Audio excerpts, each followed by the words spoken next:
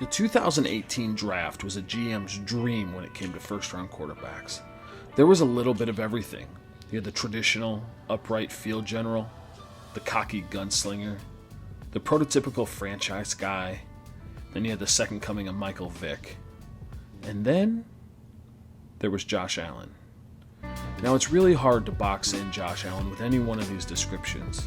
He's a big, tall quarterback with possibly the strongest arm of all time, but he can run and extend plays with his legs, and his leadership skills are off the charts. Now, that's not to say he doesn't come with some major red flags, and we'll get into that in a bit.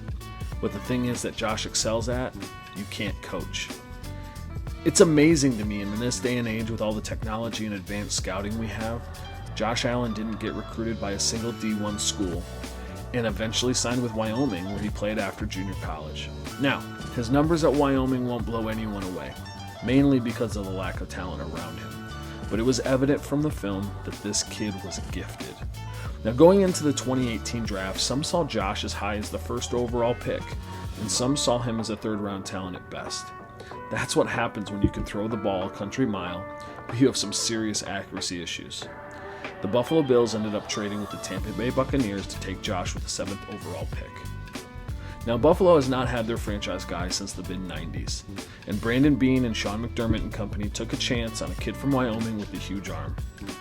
His rookie year was filled with ups and downs, from the lows of his first start against the Chargers to outplaying a Vikings defense that at the time was considered a Super Bowl contender. Halfway through the season, Josh suffered an elbow injury that held him out for over a month. Looking back on this injury may have been a blessing in disguise. Let's take a look at his stats pre-injury and post-injury and see exactly what happened. Weeks 2 through 5, he averaged 27 attempts, completed 56% of his passes, averaged a little under 170 yards a game, with about a half a touchdown and 1.25 interceptions a game. Not great. Now, weeks 12 through 17 wasn't much better, but we did see improvement. He averaged a little bit more in attempts. He had 30 attempts, completed 52% of his passes, 207 yards a game, 1 1/3 touchdowns, and about 1.17 interceptions. Now, what does this show me? It shows me that although his completion percentage went down, his attempts and yards went up, meaning that Brian Daboll, the offensive coordinator, began to trust Josh more and allow him to take shots downfield.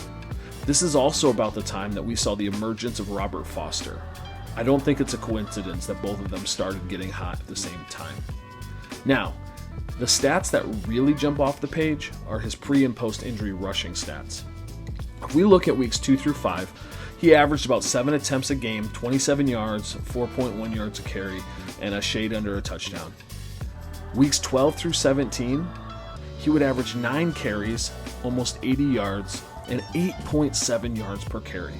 Now, there was a 3-week stretch where he averaged 10 rushes, 112 yards, and a shade under a touchdown. The only other players in the league to average those numbers were Saquon Barkley and Ezekiel Elliott. This leads me to the first reason I believe Josh will be an MVP in this league: his physical skills. At 6'5", 240 pounds, Josh Allen is a large man. The natural size comparison to Josh Allen is Ben Roethlisberger, who clocks in right around the same height and weight. Now think about this. He's got the size of Big Ben, with the mobility of Cam Newton, and the arm strength of Brett Favre. Josh Allen, at least on paper, looks the part of a perennial Pro Bowler and potentially an MVP. Now, I know size isn't everything, but man, does it sure help. Buffalo gets cold, and come December, having a big-bodied quarterback with big hands is a really big deal. Josh's hands measure in at 10.125 inches, which is second to the league to Dak Prescott coming in at 10.875 inches. Josh's most obvious feature that makes him special is his arm strength.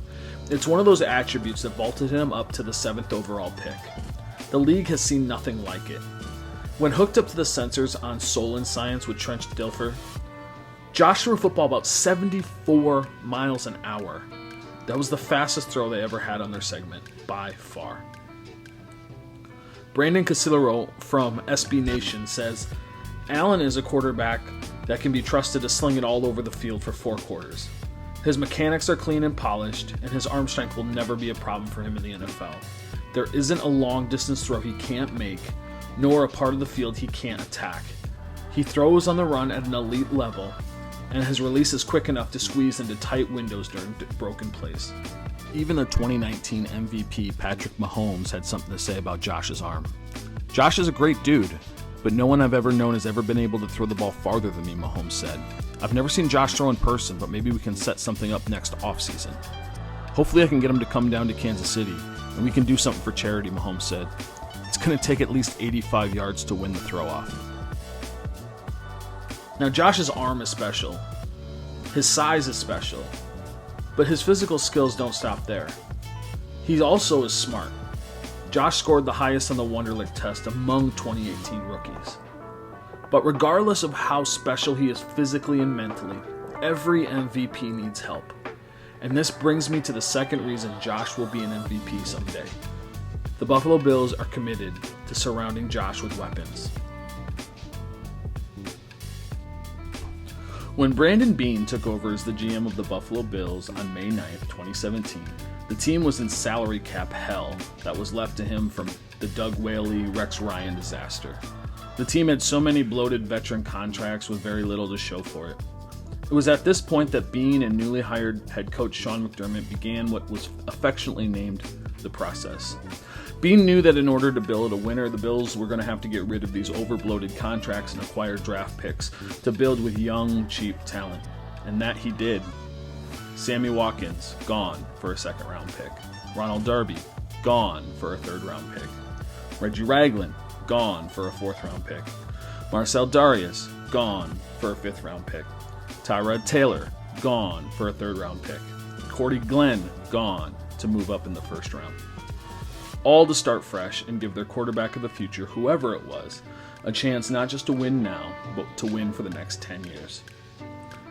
In the 2018 NFL Draft, the Buffalo Bills traded their first-round pick, number 12, obtained from the Bengals, and 2 second-round picks, number 53 and 56, number 56 obtained from the Rams, to the Tampa Bay Buccaneers for a first-round pick, number 7, they used to draft Josh Allen. Now, right after Buffalo traded Cordy Glenn to help facilitate the trade to go get Josh Allen, the center Eric Wood and the left guard Richie Incognito both abruptly retired due to health concerns. This left Buffalo's offensive line to be one of the worst in the league, and without a true number 1 receiver, this is not a good formula for a rookie quarterback. It was evident that getting Josh some help was priority number 1 this offseason. Now, although it fell through due to contract demands, Brandon Beane attempted to trade for all-pro wide receiver Antonio Brown. And although the deal fell through, it just goes to show you that what Beane is willing to do to go get Josh weapons. As a young, aggressive GM, Beane was not afraid to spend the newly saved money on free agents that will immediately help the team. This man bought an entire offensive line that included one of the best centers in football in Mitch Morse. Beane also signed speedster John Brown from the Baltimore Ravens. That paired with Robert Foster and coupled with Josh's arm should take the top off of most defenses. Then he picked up ex-Cowboy Cole Beasley, who is a route-running wizard. He was Dak's third down target in Dallas and should be somebody Josh can rely on when the deep ball isn't there. Now, one of the biggest weapons that people are not talking about this offseason is an off-field weapon in quarterback coach Ken Dorsey. The 38-year-old Dorsey is critical to Josh's development. He was the quarterback coach in Carolina when Cam Newton, the Panthers, went 15-1 and was in the Super Bowl. He knows how to develop big-bodied, mobile quarterbacks. If Josh is to take a leap forward this season, a lot of the credit will come from Dorsey. As Josh develops, I would not be surprised to see Beane next offseason go make a big splash for a big-time wide receiver or tight end. If it wasn't for the aggressive nature of Beane, I would not be on as high on Josh as I am. But I believe that Josh's God-given abilities will be able to shine through because of the talent coming to Buffalo for the next decade. And this brings me to my final point, why Josh Allen will be an NFL MVP. Simply, the Bills Mafia needs it. Now I know, it's not a directly correlated reason, but this city deserves an MVP. Jim Kelly retired in 1996, and this city has been starving for an MVP caliber QB ever since. Now, I was really too young to appreciate how great Jim Kelly and company was, but I know that in my 31 years on this earth, I have never tasted what having an elite team looks like. Make all the jokes you want about losing 4 Super Bowls, but I would say that 4 straight AFC championships is nothing to be taken lightly. We all know that your team rises and falls on your quarterback, and they don't come much tougher than Jim Kelly. Do I believe that Josh could become the Jim Kelly for my generation? I do, but time will tell. And like I laid out earlier, he has everything he needs to win an MVP and take the Bills back to the Super Bowl. We need this. I need this. In my lifetime after Jim Kelly, we've had 17 starting quarterbacks not named Josh Allen.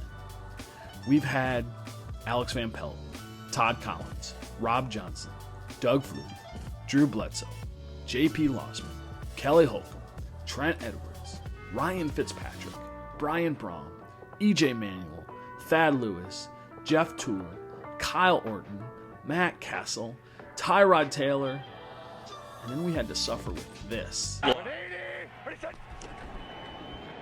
Peterman rolling and throwing off the hands of DeMarco and intercepted. Patrick DeMarco couldn't hold it. Corey Toomer has it. And down the sideline, he tightropes.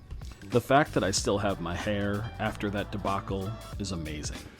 I don't know if Josh will be an MVP this year or next year or in 7 years, but I do believe he has all the skill sets, he has all the coaching and all the tools at his disposal to be one of the top quarterbacks in the league and to be an MVP someday. Hey, thanks for watching this video. Like and subscribe for more Buffalo Brothers content. And leave a comment down below letting us know if you think Josh Allen will be an MVP. Also, follow us on Facebook at The Buffalo Brothers. Hey, thanks for watching.